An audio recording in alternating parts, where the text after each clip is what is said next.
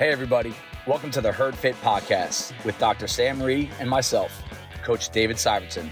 This podcast is aimed at helping anyone and everyone looking to enhance their healthy lifestyle through fitness, nutrition, and most importantly, mindset. All right, welcome back to the Herd Fit Podcast. I'm here with Dr. Sam Rhee, myself, Coach David Syvertsen, and our special guest for episode number 3, Coach Mike DelaTorre. We just got done recording an episode on mistakes that coaches make, even though we're perfect. No, we make a lot of mistakes as coaches, and we're also, all three of us are athletes as well. And it's funny, in this room, I actually think we're really different athletes, not performance-wise, what our goals are and how we approach CrossFit. So I think it's kind of cool that to have just three perspectives. If we were like three fire-breathing, I want to make the CrossFit Games, like this would probably be like not fun to listen to. There's only one of us there. And if we were all like three like unbelievably ripped athletes, there's only one of us here. Dave, why are you talking about yourself? But I think that we have different perspectives of what it is to be an athlete in CrossFit, right? And there are some famous CrossFit coaches that say, dude, stop calling your members athletes. Like, F you. They're all athletes, right? Absolutely. You don't need a certain level of performance to be considered an athlete. Like I call our people athletes all the time. I'd never call our people members unless I'm talking business with someone. They're athletes to me. Yeah, they're athletes. So we're going to go over a lot of mistakes that they've made and that we've made as athletes from different perspectives, which is going to be kind of fun and fulfilling. And the first one, we'll keep this one. We'll probably get a little deeper coming up after this. Is trash talking. And I love trash talk. I grew up with three brothers. Like there wasn't a day that went by that we didn't trash talk each other, and some of it led to fighting. But trash talking to me is not you joking around with your friend. I think that's good for the gym. I think it's good to have some healthy competition in the gym. Trash talking to me is more talking trash about other people in relation to being an athlete, right? And I get this a lot. I don't know if you guys do, but you get really angry about someone else's, the way they move, the score. And if it's not from a coaching perspective, we have athletes in our gym we talk about all the time, and coaches are allowed to talk about athletes, guys. Newsflash, right? It's our job to help you, so we need to talk about you. But when another athlete talks about another athlete saying like they didn't squat deep enough, they didn't lock out their elbows, they're cheating reps, it's frustrating as hell. Trust me. Yeah. Right? From an athlete perspective and coach perspective, it's really frustrating. But to harp on it over and over and over again for years, it's not a good look, because you're really putting a lot, like you probably could be a better athlete yourself if you put more attention on getting better than putting the attention on someone else. I used to think to myself, man, and they still say it at the level 1. Oh, be relentless with your coaching. Yes, but there's also, there's a point, right? Where it might be just a simple fact that whatever you're doing as a coach isn't connecting with that person. So maybe you got to change the way that you're communicating, right? That's big. And then for some people, I believe that 99% of people that like don't lock out the reps, don't lock out their elbows on a press, I don't know, like 99% of them aren't doing it maliciously. No. They just don't know. Maybe they've never done CrossFit. Maybe they've never worked out before. Yeah. So they don't know the feeling of blocking it out every single time. Right. A lot of that comes with practice and experience. Yeah. I had an athlete yesterday, new member, and we did step ups. And at the end of her step up, she kept on not standing to full extension. She was like literally just hunched over, get her feet in the box, get off. And I went over, hey, you got to stand all the way up. And then she did the same thing again. I'm like, no, like you have to lock your knees out at the top. And then she did it again. And I'm like, is she trying to piss me off here? No, but she was like, hold on, you got to stop. And she goes, I was like, yeah, she have to stand on top of the box and almost stop for a second. She goes, oh, I didn't know that's what you meant. Yeah. Right. There was no, like, she just started. She's not like trying to be malicious. She's not trying to cheat. She doesn't give a shit about beating anybody in the gym, but she just said, no, if I am on the other side of the gym and I am foolishly competing with her, even though I don't know her and I don't know her standards and all that, right? I could get mad at that. I'm like, why isn't she standing up? I'm standing up. Why isn't she? It's, dude, stay in your lane, do your workout. Yeah. I think one of the biggest things that for me as an athlete, especially now where I'm at with CrossFit and my like career as an athlete, is I just want to make sure that I'm getting the best workout possible so that it helps me outside of the gym. Yeah. And so I feel good, man. Yeah. And a lot of that is I just pay attention to myself and how I'm moving. Yep. Which is hard to do sometimes because we're competitive by nature. Competitive. Yeah. Yeah. But yeah, I think by doing that, it's also made me a lot happier. Yeah, right. Not really. I mean, I do see a lot of, not a lot, but some people who look at the whiteboard and like, that person is totally, I don't believe that. BS. Yeah. And you're right. Like, well, as coaches, sometimes we say that too about certain athletes. Yeah. But you're right. For it to be repetitive, there's a certain amount of, I don't want to say hate, but there is hate. And I remember thinking about when we hate something or someone, there's usually a couple of reasons why. One is we're hating ourselves, or we're hating something that we see in ourselves in that person, or we want to be like that person. Some jealousy. Yeah. So when I see someone who really harps on somebody, I'm usually asking myself, not so much, is that person cheating on their reps or doing that? I'm usually asking myself, why does that person express it so repetitively against this person? What does this person have? Right. Do they want to be like that person and they're just pissed off that they're not like that person? Yeah. Are they doing something and that person's just doing it better than they are? What sort of self-hate do they have inside that they're just sort of expressing it by putting it on someone else? And so when I see negativity like that, I'm usually sort of trying to be like, why are you... What's the story behind it? Yeah, what's going on? Now, let me ask you this, and this is tough. I'm going to ask you guys a tough question. Don't trash talk other athletes and how poorly they move, blah, blah, blah, right? But what if it comes to a competition season or an open season where we do have standards and your score is based on doing stuff right, and that talk starts to creep in a little bit? Because I do think that's where I don't think they'll all openly admit it. There's athletes in our gym, and I'm sure there's athletes that this is a very common CrossFit thing. They want to have a certain status at the gym. Top 10, top 15, top 5, top 2, top girl, top guy, right? And that person that they're competing with, or the group of people they're competing with, they see them getting away with things that they don't get away with. Is it warranted to voice your frustration about someone in that scenario? Absolutely not. And this happened sort of to me, like in the open, or I don't know, whatever it was, ACOG maybe. Yeah. Where someone came up to me and was like, that person's judge let them get away with murder. Yeah. And their score was like X reps better. Yeah. And that totally did not perform the way you did. Should have been less. And I really don't care. Yeah.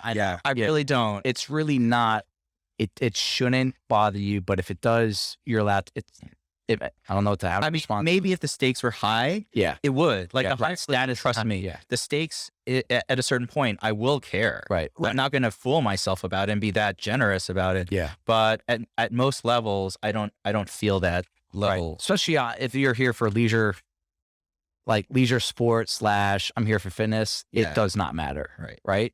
Where you rank in the gym does not matter. But I listen to games athletes when they're talking candidly. It really matters to them. So it is. That's where I do think when there are competitive and standards set out there, I think you're allowed to say something. I hear it's fair at that level. Yeah. Sure.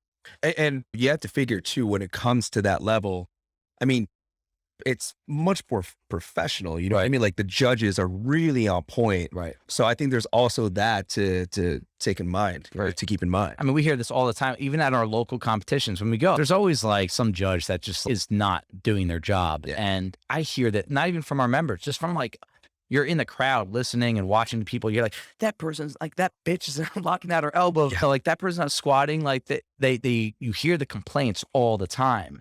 And it's like, where do we cut this off? Like, you got to shut up and just focus on yourself. And in my opinion, in any competitive environment, it's allowed to be brought up. I just don't think it should be brought up day to day on daily WODs. Right. And I don't think games athletes, when they talk about it, they're not crapping on that athlete. Yeah. They're just talking about the fairness in general. Like objectivity. Yeah. Like, for example, when the turf was kind of messed up on one side versus the other. Yeah. Like they went ape shit over it. Yeah. But it wasn't that they thought some athlete was gaining an unfair advantage intentionally. They just want a level playing field. Right. And when the judging is inconsistent or the circumstances are inconsistent, when you have to run 20 more meters than someone else because you're in the back of the gym. Yeah, that's true. I mean, that's why it's not a daily competition. Yeah, that's exactly right. Well, dude, it's funny we're talking about this because when I went to regionals in 2011, that chipper workout, one of the standards for the kettlebell swing, it was an American swing, an overhead swing. The bottom of the kettlebell had to be like completely parallel with the sky. Yep. Oh, yes. Yeah. Tim or someone else actually talked. Literally just had a class about that last week. Yeah. And I remember our judge was like super, super, super diligent about that. And she no-repped us like, probably a billion times. And people were getting mad and this and that, but she was just doing her, number one, she was holding the standard that they wanted her to hold. Right. And number two, I mean, honestly, like we couldn't do anything about it, man. That's a card that we were dealt. So we just did the work. Yep. At the end of the day, that's all you can do sometimes is just do the work. Yep. Cool. All right. Next topic. Okay.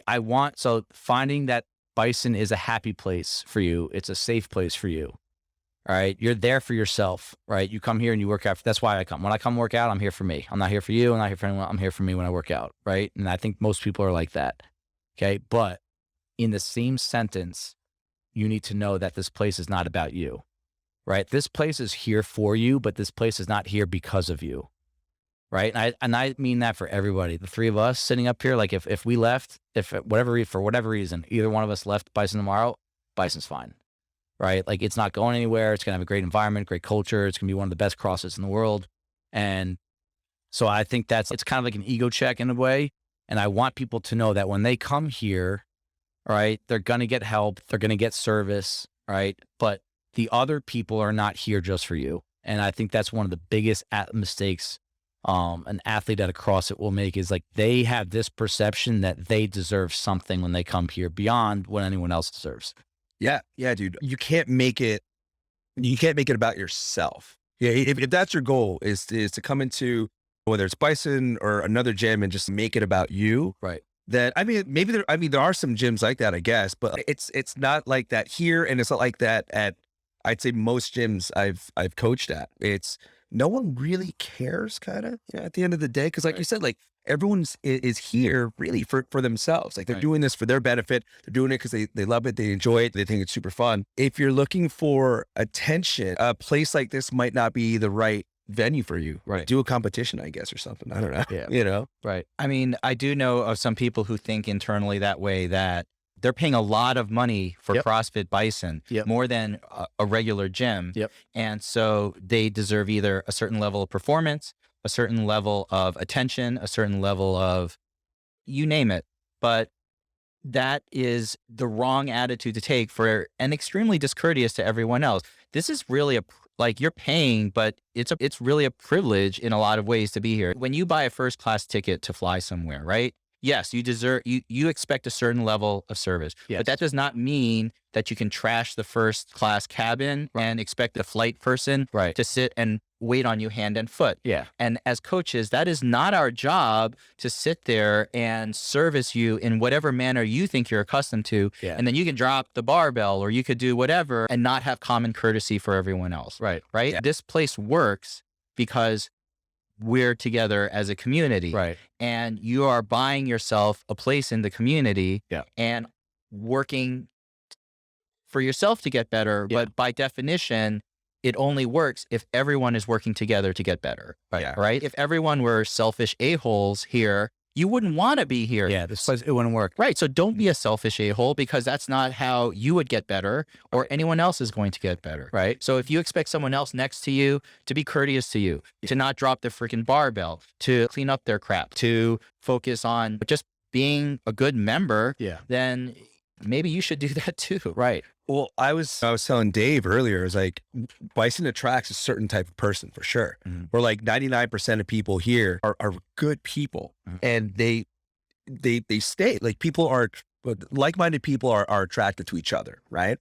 And we're really lucky in that aspect that we have that type of community here. Right. Yeah, no, we're very blessed with the people that would come here, and it is partial. When you come here, you do get the certain vibe that you can't act a certain way. And we've seen this. I told Mike, there have been people that have tried our gym out, or they drop in from another gym, and I can tell, and I think they can tell quickly too, if they're not a fit.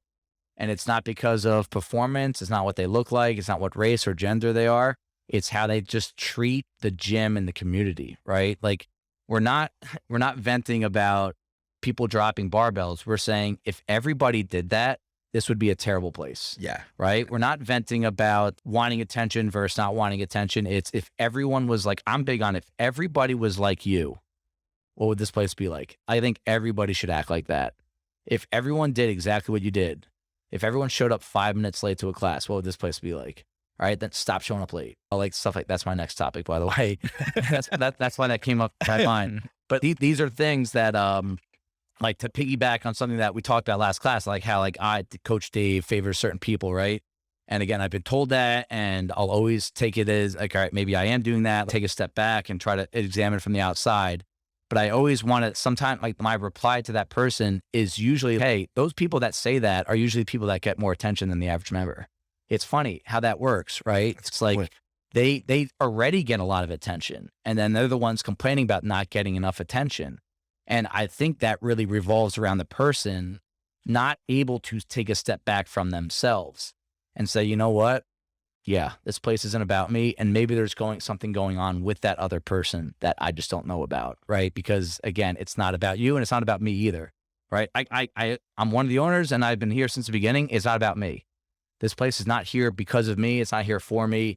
I can use this place for myself, but there's a lot of people that need a lot out of this place. And I'm one of them. And so are you guys. And so it's everyone that come. Everyone needs something from this place. We got to always be cognizant of that. That's such a good rule of thumb about if you had all of those types of people, like the same, like what would this place be? And if we had, and it doesn't matter your performance. Like if we had a bazillion Ryan Radcliffes, great. Yeah. If we had a bazillion Ron Ananians, yeah, awesome. Yeah. Like absolutely. that's the kind of stuff that when I think about who I really love at this gym, that's a good point. That's exactly who I love. Yeah. Those people. Yeah, I agree. All right, here's another one. Athletes, a lot of mistakes that we want to avoid as athletes. Okay, showing up late. Okay, and I'm gonna take the coaching out of this. Right, I'm like, yes, it's annoying, but honestly, I'm less angry about it when people show up late. I think I'm more sympathetic now. I have a kid. I also know people at night, like just watching what Ash is going through every day to try to make the 5:15. Especially if you show up late at night, like you're coming from work. More power to you, dude. Yeah, like I don't think I can really ever criticize someone for that. But if you're constantly late at 5 a.m., 6 a.m., 7 a.m., this is what I think in regards to showing up late. If you have body issues, if it takes you a long time to warm up, it takes me a long time to warm up. Like you got to not be the person walking in 13 seconds before class in your slippers and then expect to be crushing a wad in 15 minutes. That's like that is contributing to the issue. And when I work out, like I don't like coming in early when I don't coach. So when Mike's coaching in the morning, I don't want to come early. Sometimes I have to, or I'm just going to for training to work out. I try as hard as I can to get here at least 15 minutes early. Even if I'm just hopping on a bike for 10, 15 minutes, I also wake up an hour to an hour and a half before I get to the gym. Like I think it's kind of foolish to wake up 15 minutes before you go work out. And I even just waking up your mind and moving, I'm not saying go do a yoga session before you come in, but if you're like a mess every time you come to the gym and then 15 minutes later you're doing squat snatches, like what do you think's going to happen? So I really think that is what bothers me about people showing up late. And if I had to do like a case study on this, I think I'd be pretty accurate. A lot of people that show up late are always the last one to show up, are some of the most banged up people or people that have had serious injuries. Interesting. I would say this, I'm more hardcore about it. Not in a you're an asshole way. Yeah. Listen, if you show up late, you show up late. And if you have a good reason, you do. But you know what? I'm starting the class on time. Oh yeah. And if you miss the pre-WOD talk, tough on you. Yep. And I think punctuality is super important. Yeah. Like I've made that more of a priority in my life as I've gotten older. Yep. Is that if you care about something, you're going to show up on time. Yeah. If you don't care about it. And you've proven that too. Yeah. With a lot of things. Yeah. If you don't care, then you will let other things impact it and you're not going to allow the slop time that you need in case something happens or whatever. Like obviously unavoidable things can happen. Yes. Right. But if you're consistently, and we know the people who are consistently minutes late. Habits. Yeah. Habits, To me, honestly, it's disrespect or more disrespect to yourself. That's like what I said. Yeah. Like you're not taking care of your body right. Yeah. You're not giving yourself that full hour to manage your fitness properly. Right. And that tells me something about you when you do that all the time. Right. When I was younger, meaning like 5 years ago, like it would really bother me when someone would show up late. But that was like my ego, where it's like now, like you guys are saying, if you show up late, things happen, whatever. But it's also a respect thing for sure. If you're chronically late and you legit have no good reason for it, yeah, it's pretty much a disrespect to me, which it's fine. I don't really care. But like you're saying, Sam, it's a disrespect to you and your preparation as an athlete. Like there are times where I'll get in here like 10 minutes early and I will stretch because I know that my calves are really tight. My hamstrings are really tight. Like I'll just start to loosen up, and that goes a long way into keeping me healthy. Gone are the days when I was in my 20s and I'd just, all right, cool, man, here's a workout. Let me just take a barbell and just put some light weight on it, do some reps. All right, cool. Now I'm ready to go RX. Yeah. Like those days are gone. Yeah. And honestly, it's days like that, like when I treated my body like that, that contributed to some wear and tear that I currently have. Right. It accrues. It accrues. Yeah, dude. So if you can, showing up on time, it's not an ego thing as a coach. We just want to make sure that you guys are prepared. Right. And as an athlete, for me, it's so stressful if I'm late. I hate being late to things. I hate that feeling of not being ready to tackle a workout. I agree. Being rushed. But the other thing is it depends on the time. Like I'm a 5, 6, 7 a.m.er. So we all have crap to do in the morning. We can't be late either to get in or to get out. Right. Listen, if I'm coaching a 1 p.m. class, I'm not going to sit there and crap on those people because culturally they've always showed up late. Yeah. And it's just the thing. Yeah. Yeah. Again, I want to try as hard as we can to keep the coaching out of it. I really just want this to be on the athlete. Like if the athlete is showing up late a lot, I bet it's leading to issues that you just don't even see right now. Or honestly, you do see them. Like Sam, correct me if I'm wrong. Usually Kelman taped up. Like when you tape up, right? I pre-tape. All right. So you do that at home. Yes. Why? Because it saves time. So I can stretch and do my thing. Waste your time at the gym. That's a response. It's a little thing that I bet nobody noticed. I always noticed it because you used to do that at the gym. And you were like, you had like a year, I feel like a year stretch where you were banged up a lot. Yeah. And you changed a couple of habits. And that's such a small little thing that, should I get gross for a second? Yeah, why not? Okay. Your pre-WOD dump that you take in the morning, do it at home. Well, Dave, I just woke up. I'll wake up early because I'll tell you what, some of these guys that spend 5 minutes in there, like they miss like the warm up, the stretching. And it's such a valuable part of your workout. And I feel like we're only like, hey man, as long as I'll just warm up as I go. Or it's like, hey, we're not working out till 5:35, so I'm going to get here at 5. You would benefit so much if you did some stuff at home, right? Pre-WOD tape, have your freaking sneakers on, right? Things like that, or just get on the bike. I really think a 5-minute assault bike at medium intensity would be probably 90% of what most people need prior to an early class. And it's meant to help you, right? It sounds like we're like shitting on people right now, but it's we want to help. And the help goes far beyond how we coach a class. I think some of the habits that people have that we're not asking a lot, right? Especially in the morning. You can get here 5 minutes earlier. You're just not used to it. It would help you out a lot. And dude, it's not like if anything, at least speaking for me, like I'm shitting on myself because I know when it comes to say stretching and warming up, I will not do that at home. I will fool myself and say, oh yeah, I'm going to watch a Ranger game and stretch. No, I'm going to lay down on the couch and watch a Ranger game. You know what I mean? That's why coming to class and being on time is so important because I know that if I don't do that, I'm going to miss out on stuff that is integral to fitness. You know? So this could be kind of like in the same paragraph, is not truly paying attention. Another mistake people make is not truly paying attention to a pre-WOD talk, the warm-up discussion and actual warm-up, and then the actual like movement prep and technique work, right? Because why do we come to Bison? To WOD, right? That's why we're here. And that's what we're focused on. That's what we want to get after, and more power to you. But I think that the time leading up to your workout is literally just as important as your workout. And if you don't view it that way, if you don't view like the warm up, the technique work, listening to a coach, getting a feel for the workout from the coach pre-WOD, you're selling yourself short. It would almost be like going through halfway through Fran and be like, I'm done. I'm going to stop. That's what I would compare it to. I'm pretty guilty of this as an athlete. Okay.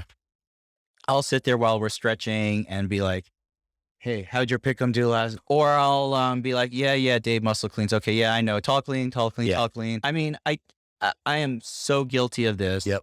And just you reminding me of this is making me think, okay, maybe on Monday when I come in for the 6 a.m., I will actually pay more attention. Right. Because I do it all the time, Right. especially because I know you coaches so well. That you know how we're going to do it. I know how you guys are going to do it. Yeah. And so it's a little bit maybe on both of us as an athlete and as a coach, switch it up a little bit. Yeah. So I'm like, oh, this is a little different than doing a bunch of tall cleans, which we always do. Right. Or also me saying, get your head out of your ass and just actually think about it a little bit, because that probably will help me a little bit more. Yeah. I think too, sometimes as coaches, we're the worst, because it's like you said, we know each other, and also it's, we know what we're doing, and we know what we're doing. Yeah. So we're like, oh yeah, I know how to do this. And we can kind of gloss over stuff. Right. But I know that from an athlete's perspective, all that technique work is like super, super valuable. Yeah, for sure. And I'll even say this to coaches, if you're listening to this, because a lot of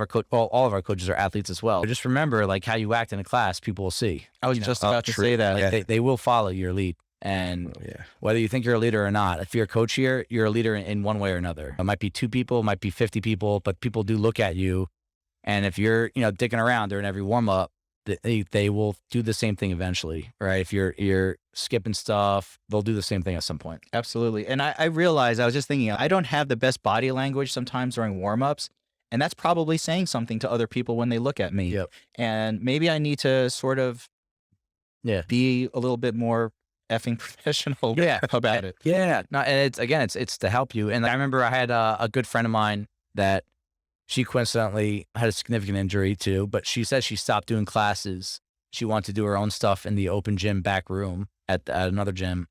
And she's like, I don't want to spend the first 7 minutes of my class going over the freaking push press. Like, I know how to push press. And I just remember thinking, I'm like, you probably don't warm up though when you're back there. Like, you probably row, stretch, check your phone, talk to your friends, and you start working out.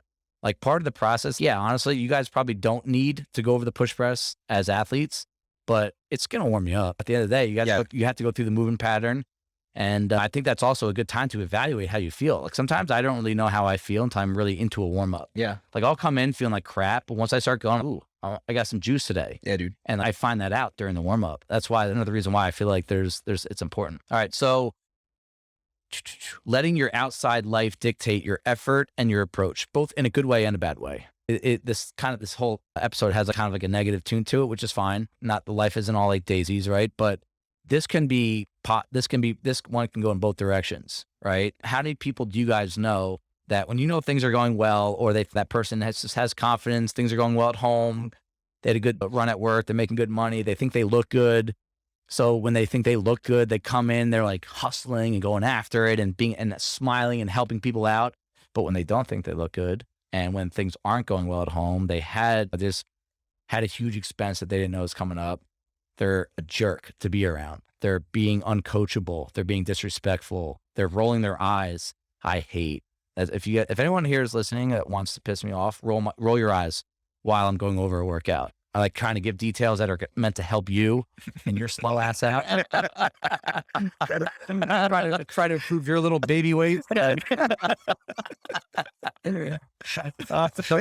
eye roll is I can tell. I honestly don't even take offense to it. I'm like, man, that person's having a bad day. Yeah. Someone's up here like putting thought into helping you out, and you're rolling your eyes. Like, what's going on in your life that sucks that bad, right? Did you have a bad fantasy football loss or something? So what do you guys think about that? Like, your outside life having too strong, like what's going on outside these walls having too strong of an impact on what's going on in here, because you can either compound your issue by having a crappy workout because you're having a crappy day, or you can just put yourself on too much of a roller coaster by trying extra hard when you're having a good day. I mean, look, man, like outside stuff, like where you are in your life is going to impact you as an athlete. Yeah. Like, me. Human beings. Yeah. Yeah. Like, I'm 40. I got 2 kids. They're 3 years old. I take care of them most of the day. Like, I know that my training is way different than when I went to regionals in 2011, and even way different than like 5 years ago. So you have to be realistic, right? In that aspect. But also when I'm in here, I treat it like almost like a way of meditating, because this is my zone. And when I'm working out, all I'm thinking about is, all right, man, like, how am I moving? How does this feel? And that's all I'm thinking about. So I think if you can approach your workouts like that as an athlete. And it's hard, dude. Yeah, it takes practice and blah, blah, blah. But like, just realize this is your zone. This is your place. And just focus on that. I think it goes a long way. And you don't drag down the rest of the class. Right. I mean, Pat Sherwood said, just have fun, make it the best hour of your day. And I will say, in the years I've come, I've had bad crap happen during, like, professionally or personally, good things happen professionally or personally.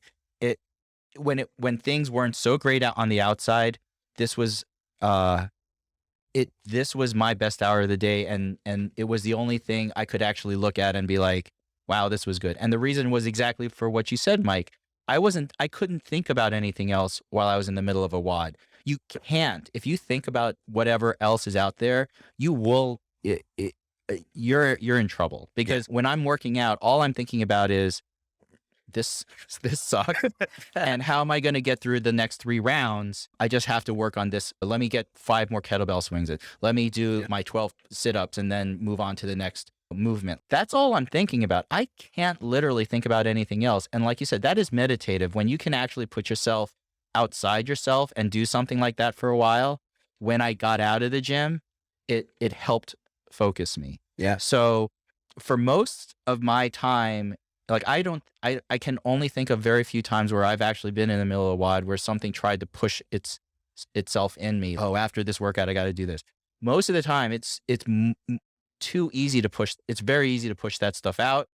Think about what I have to do right now and get through it. And that helps me. So I've never brought a bad attitude in. I mean, okay, I've brought bad attitudes in, but when I've left, I've always felt better. Yes. Yeah. And a big part of it. And, and I've never felt worse unless, I mean, an injury or something, but that's pretty uncommon. Right. So I don't think anyone should ever feel like good, bad, what's going on the outside should dictate what you're doing here. And most of the times when I'm really upset or not feeling great, I look at the people around me in class and I know they don't care about any of that stuff.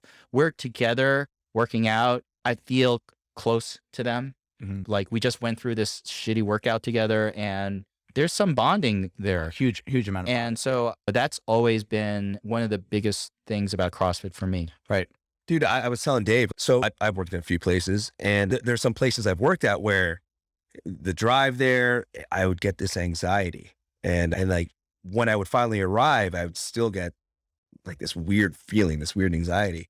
You know, we're really lucky once again as athletes here, and from a community standpoint, whenever I come in here, even if I'm having a hard day outside of here, I instantly feel better. Yeah. It's like, all right, cool. Like I'm here now, you know? Yeah. And it's almost, I feel like Taft uses this a lot. You're always one workout away from having a good day. Yeah. It sounds kind of corny, but it is kind of true. Like what Sam said, to echo that, I always feel better walking out of here than I do, even if I had a brutal workout or if I feel like I didn't perform well. Or like, I do think outside life does dictate your performance, and that's okay. Sure. But I don't think it should ever dictate effort and approach. If you're going to come here. Be here 100%. Don't, that issue that you have that's going on outside, it's going to be there when you're done. All right. Whether you think about it during your workout or not. So why not put it to the side? Because I do think movement is medicine, and it's not just physical medicine. I think it's good mental and emotional medicine if you view it that way. Absolutely. All right. Yeah. Here's one. Striving for comfort. That's a huge mistake that athletes make. And I'll tell you what, who are the people that are the guiltiest are the people that have been here the longest. Like they're sick of stuff being hard. Like we tell our new members all the time, it's like, hey, just so you know, like, it's never going to get easy. Yeah. All right. But you're just going to get fitter and you're going to be trying to accomplish something else. Right. Like, how many people do we know got their first muscle up within the past 4 years? And now they're mad that they can't do 5 in a row. Right. But they worked so hard to get that muscle up. They had that feeling. Now it's okay, cool. Get 5 in a row. Like, all right, how about the rings? And I think that it gets old. I think that's what burns people out of CrossFit sometimes. Like, people that do it for 5-6 years, they're just so sick of stuff being hard and they can't mentally handle it anymore. And I think that at that point, they either leave CrossFit, right? Or they just find this comfort zone. They never want to go hard again. They don't like that feeling of entering the dark place and then coming back out, right? Just for a few extra reps. And so that it can go in that direction. It could also go in the direction what we've talked about earlier, that you always want the same lane, the same box, the same pull-up bar, the same partner on Saturdays, the same coach. Yeah. And you always take off the same kind of workouts, right? Looking at you people that skip strength day. Striving for comfort is literally the worst thing you can do in CrossFit, in my opinion. Oh, yeah. Like, if you are going for comfortable, you are slowly but surely, and I mean that with the people you work out with. I don't like when people always want to work out with the same people, or they want to work out next to the same people, for a lot of reasons. I think it can kill a community and the culture, but I also think you're selling yourself short. That's a good point. Yeah. This is a hard one because comfort is what we strive for, right? Everyone does. But growth comes from discomfort. There's never a situation in which I found myself growing where I grew and I was comfortable. It was always uncomfortable. Yep. But the issue is how much discomfort can you put up with? This is a funny thing because I was actually looking and thinking about this. I looked at our list of OG people back in 2011, 2012, 2013, 2014, whenever. And you weren't around in 2014. Yeah. 2014. And I looked at that list of everyone who was around back then, and I look at, okay, how many of them are around now? And some of them have moved, some have moved on to different places or different, but the people that I saw, and I'm not going to name the ones who sort of kind of fell off. Yep. I wanted to look at the ones who hung out and hung on. What is it about these people that are still allowing them to push on a regular and consistent basis and benefit from this? Right. And the people that stood out most, I mean, other than say Liz, but she's heavily involved in it, right, was one name was Nick Squire. He's been doing this for like almost 4 or 5 years now. Yeah. And I was like, maybe even longer. Yeah. Yeah. And I was like, what is it about Nick that makes him someone who hasn't, because we know a lot of older CrossFitters that kind of lost their enthusiasm. Yep. They hit a couple setbacks. They're kind of half-assing it. I'm sorry if you're old and half-assing it. I'm calling you out. I am. Let's be honest. And I see why. Because you've done all of it. And saying, okay, let's do another 1,000-meter row as hard as you can. And you're like, oh, I'm not going to do that. I already did that. Yeah. You know how painful that was. Yeah. You know what it means to go to that dark place. And you don't want to keep going to that dark place. Right. So, but it doesn't really seem very fun if you're only putting in 50% of the effort. Yeah. So, and honestly, first of all, Nick has an awesome attitude. Yep. He challenges himself, but he's also very realistic. Yeah. And he does push himself, and he's calculated. Yes. Yeah. And so there's that balance where you have to figure out in your life, okay, I know I need to get uncomfortable. I am in certain situations. So how am I going to do that and balance it? And just, you have to embrace it to a certain degree. I don't like being uncomfortable either. Listen, trust me, I don't. Every single workout, I'm nervous beforehand. Yep. I'm in the middle of it and I'm like, why am I doing this? Yeah. Why? And then at the end, I'm like, okay, I know why. It brings you to new heights. Yeah. Right. Yeah. You most people didn't have that outlook when they started. I think some people were tougher when they started than they are now. And it's basically because they were naive. Like, they didn't know really what it was. And also, the longer you get into CrossFit, the fewer and far between the PRs come. And look at your movements. You might know how to do power cleans perfectly, but are they really perfect? Yeah. You might feel really comfortable with 135 on the bar all the time. Can you try something different? You should try to think about these things, because if you don't, that's where you start losing interest in it. Right. Yeah. Yeah. And listen, we're not going to be able to sort of fix that for you as a coach. It's going to have to come from within you.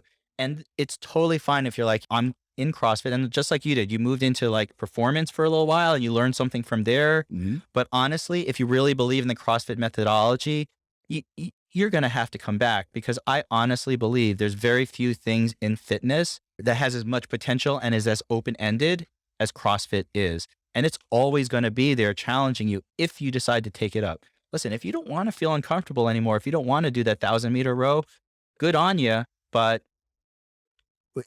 for me, I'm going to take that up, at least as much as I think I can. You're selling yourself short if you don't. I agree. I agree.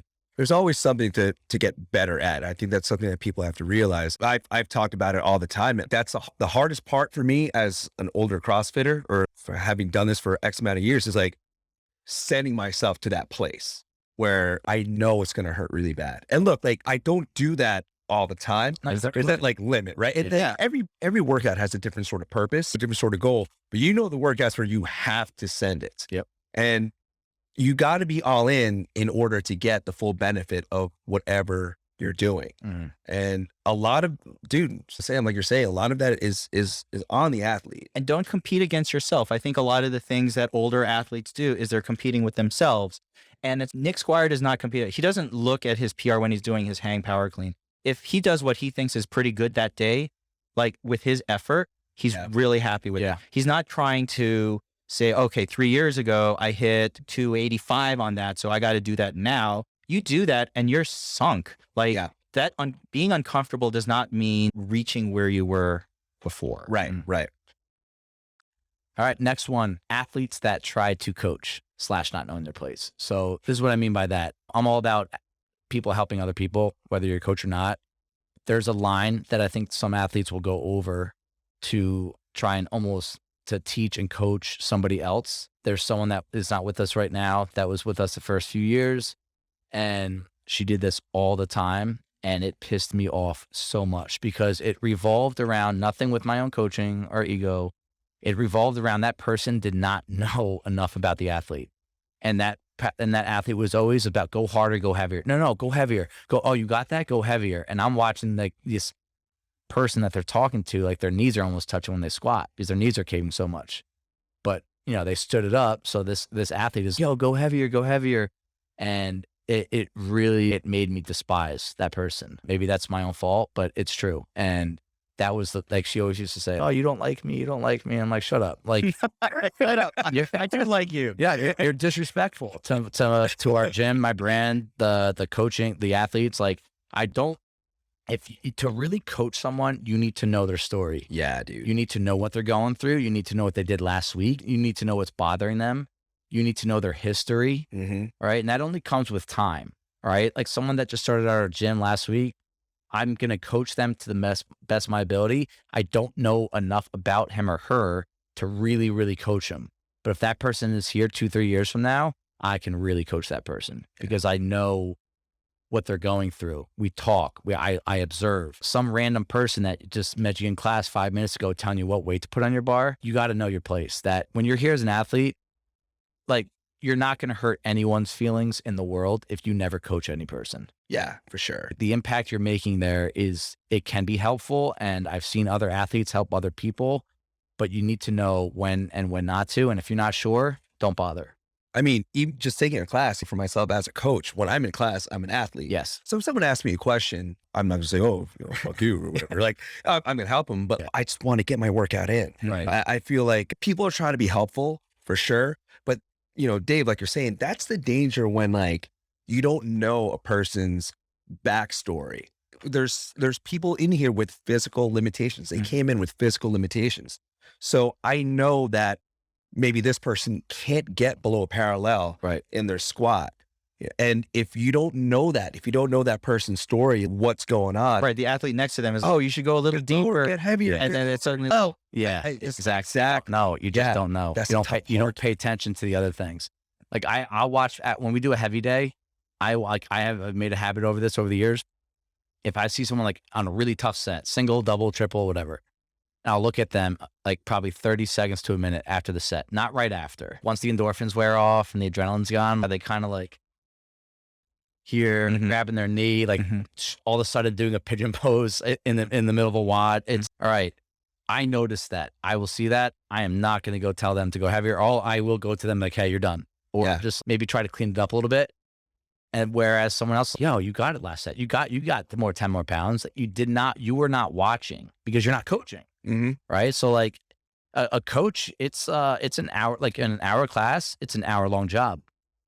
Right. If you're an athlete that's trying to coach, you're viewing the coaching as a 15-second responsibility that you're just going to help someone out. Oh, try this when you do the muscle up. No. They're not doing the muscle up yet, dude. Like they don't have enough pull-up strength. Their shoulders bother them. I really think it's just in the athlete's best interest and the other athlete's best interest to just never coach unless someone really seeks you out. Like, how do you do that? Like, that's fine. Go for it.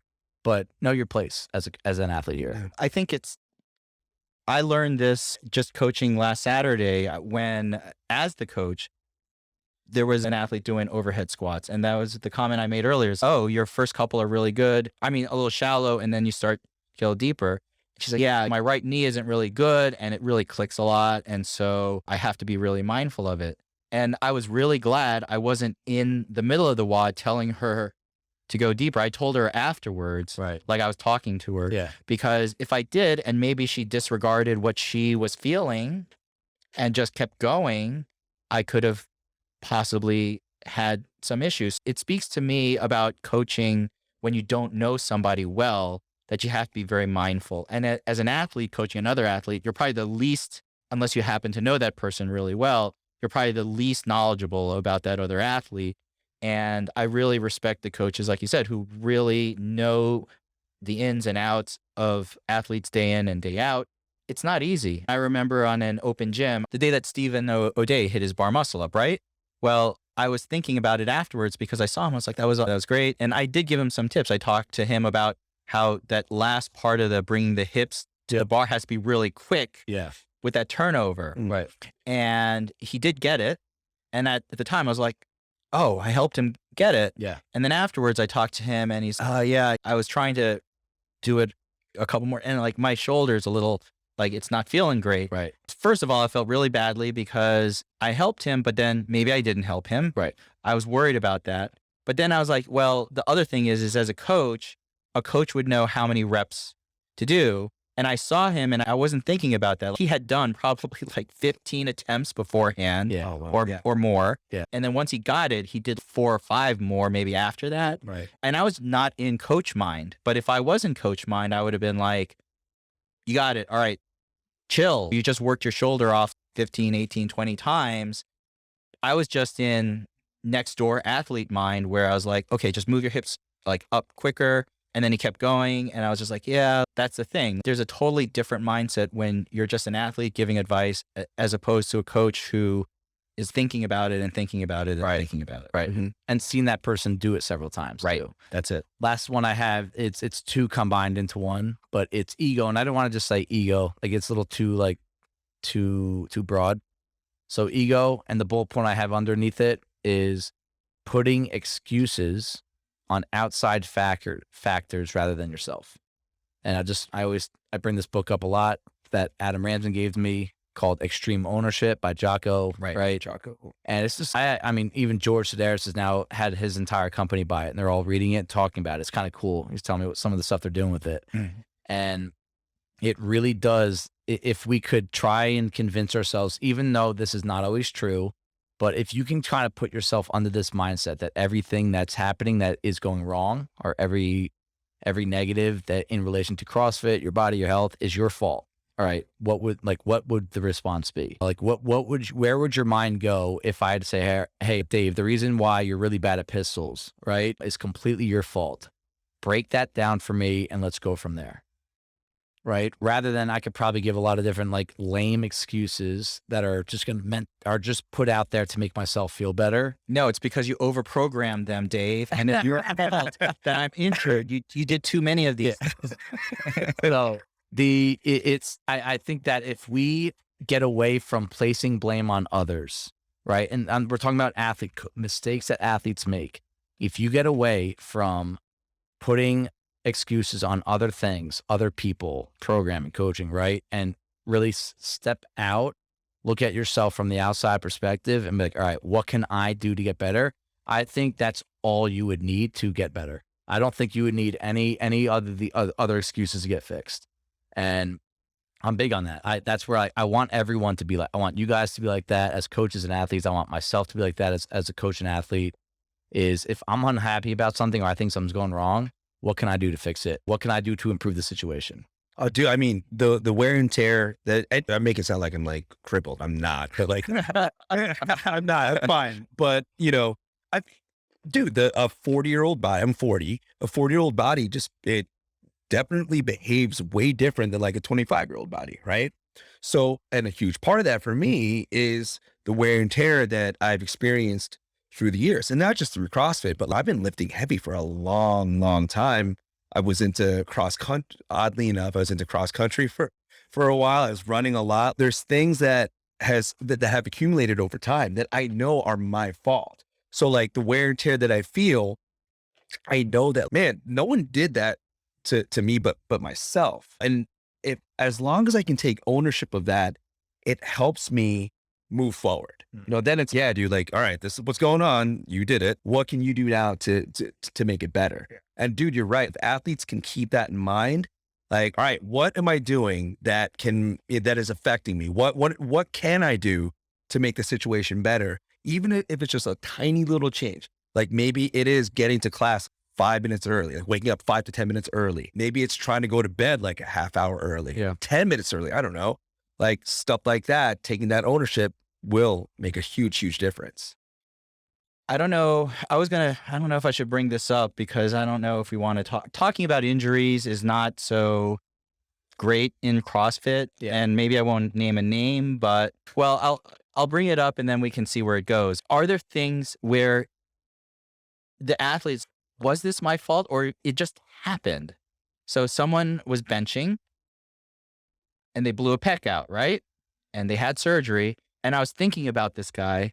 And we did bench, but we weren't doing a ton of benching. It wasn't like we were benching so much or we were 1 rep maxing or anything. Was it the program? I was like, no, it really wasn't. This wasn't the first time we had done bench like ever. We had it programmed the week before that.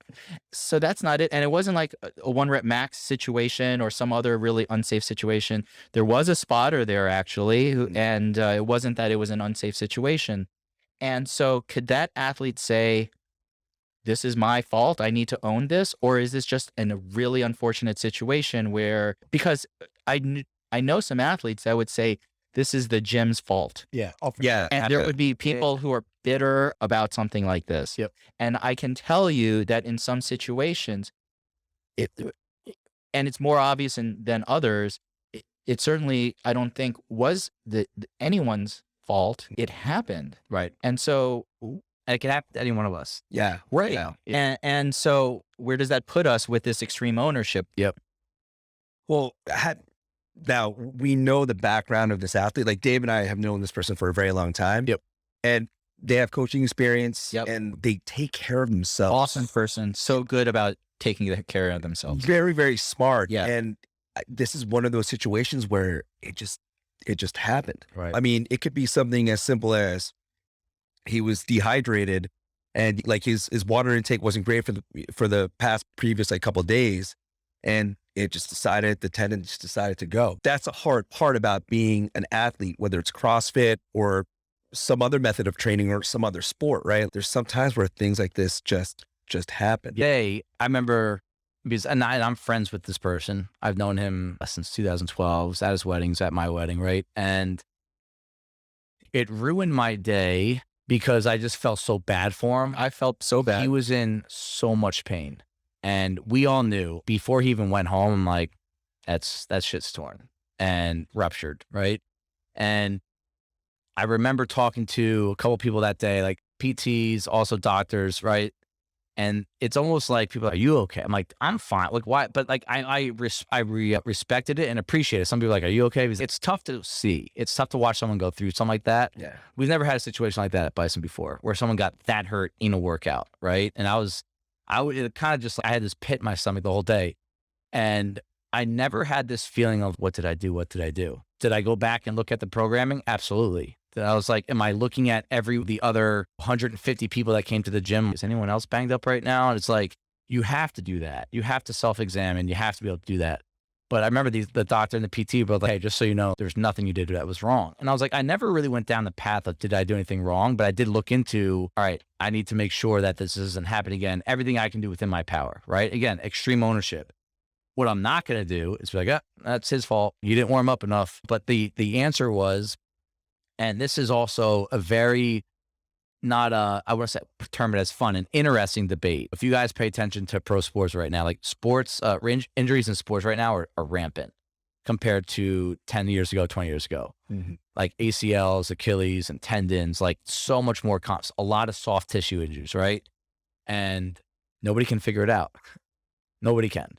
like the smartest minds in the world can't figure out why almost every pitcher tears their UCL on their elbow during their career. Isn't it not because they're all expected to throw 95 plus? No, because some of these guys, there's nothing to do with velocity or a spin rate or curveballs or how many breaking balls they throw, that there's no correlation to who does get hurt and who doesn't. So what the answer seems to be, the underlying answer is there was probably some sort of undiagnosed weakness somewhere else that was just putting too much strain. Now, this person has decent mobility, not great, decent flexibility, not great, good body weight strength, responsible, moves well, even said there was nothing, there was no max feel in the set. It was just a heavy, but no max feel, warmed up progressively. And there are situations that it's a free thing. It happened, right? There's a reason behind everything, but some of the stuff we're just never going to figure out. It could be a genetic makeup thing, right? Tom K, right, had a genetic makeup that really led to his heart attack. And right? he smoked a pack a day for 15 years. Right. And there's there's things that you might have done for the past 15 years, like the way you sit at work, right? This person sits at a desk like this for, I don't know how many hours a day, but he's been doing this for years. And all of a sudden we're here, right? We talk about posture and mobility all the time.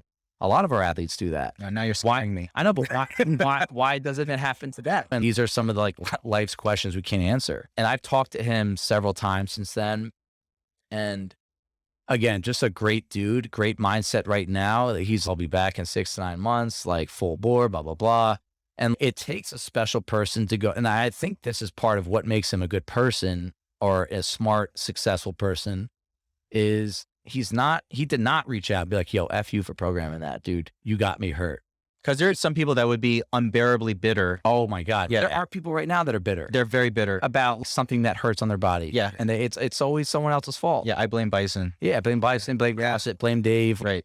And this is exactly what I'm talking. This is a mistake that athletes make.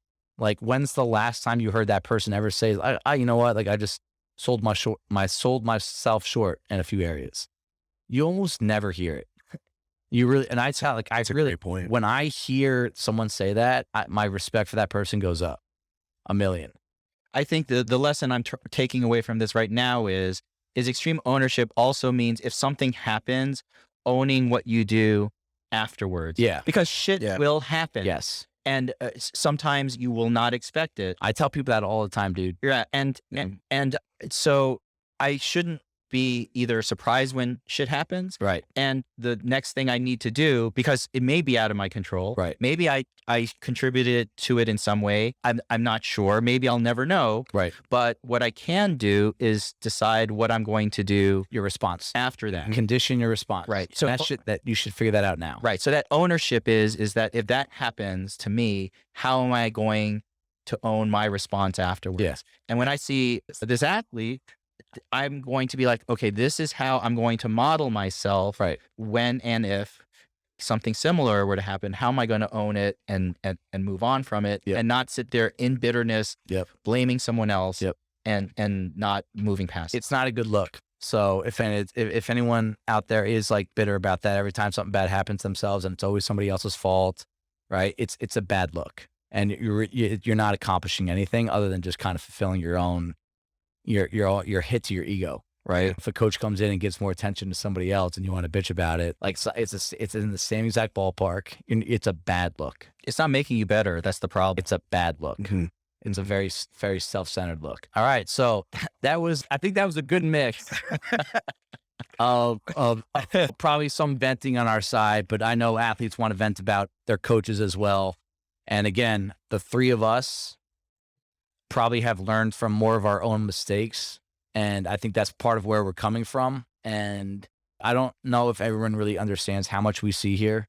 I think a lot of people are just so zeroed in on themselves and their class. We see so much stuff here and we have for so long that these are mistakes we see all the time. And if you can avoid them, or if you're currently making them right now, I hope you can take our word for it. Not that we're know-it-alls, but I do think that we have a good mix of credibility and humility up here, that it's meant to help you guys out. And if we didn't care about them and we didn't care about you, we just cared about you paying your membership and then coming in here and doing your thing, we wouldn't do an episode on this. We really wouldn't, because I know it could rub some people the wrong way. But part of a coach's job we've talked about this before. We're not your friends all the time. We're here to help you out. And yes, we have some friends outside of that, but we're here to help you out. And part of helping you out is having some hard conversations. Yeah. All right.